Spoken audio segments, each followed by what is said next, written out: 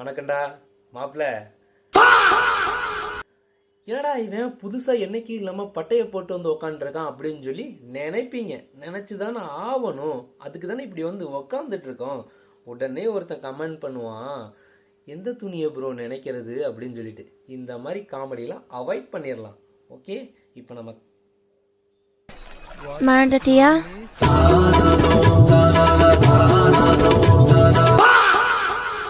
அதாவது கண்டென்ட் என்னன்னா, முன்னாடிலாம் வந்து ஏதாச்சும் வருத்தப்பட்டனா இதுக்காக வருத்தப்படுறேன்டா அப்படின்னு சொல்லிட்டு வருத்தப்பட்டு முடிச்சதுக்கு அப்புறம் சந்தோஷப்படும், இதுக்காகயாச்சும் நம்ம வருத்தப்பட்டிருக்குமே அப்படின்னு சொல்லி ஒரு சின்ன சந்தோஷம் இருக்கும்.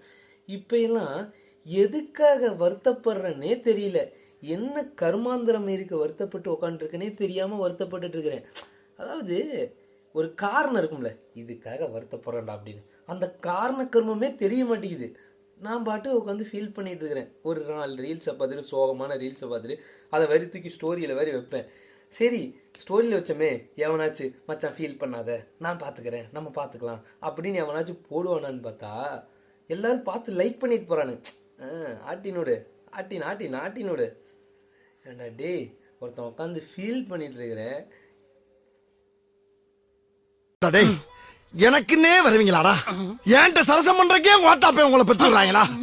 ஏன்டா அப்படி பட்டத்திலே வந்து பஞ்சு பண்றீங்க? அப்பப்ப யோசிச்சு பார்ப்பேன், ஒருவேளை மென்டலாக்கி இது ஆயிட்டனா இல்ல மண்டையில இது அடிபட்டுருச்சா அப்படின்னு யோசிச்சு பார்ப்பேன். அந்த டைமு வடிவேல் சாரோட ஒரு காமெடி தான் ஞாபகத்துக்கு வரும். ஒரு படத்துல பண்ணியிருப்பாரு, முன்னாடிலாம் எதுக்குன்னு ஒரு காரணம் சொல்லி அடிப்பானுங்களா, இப்ப எல்லாம் காரணமே சொல்லாம அடிக்கிறானுங்களா, அதுதான்டா வருத்தமா இருக்கு அப்படிங்கிற மாதிரிதான் இப்ப என் நிலைமை இருக்குது. What happened? You are looking so sad and bad. நீங்க எங்கேயாச்சும் கேள்விப்பட்டிருக்கீங்களா ஒருத்தன் வருத்தத்துக்கு வருத்தப்பட்டான்டா அப்படின்னு?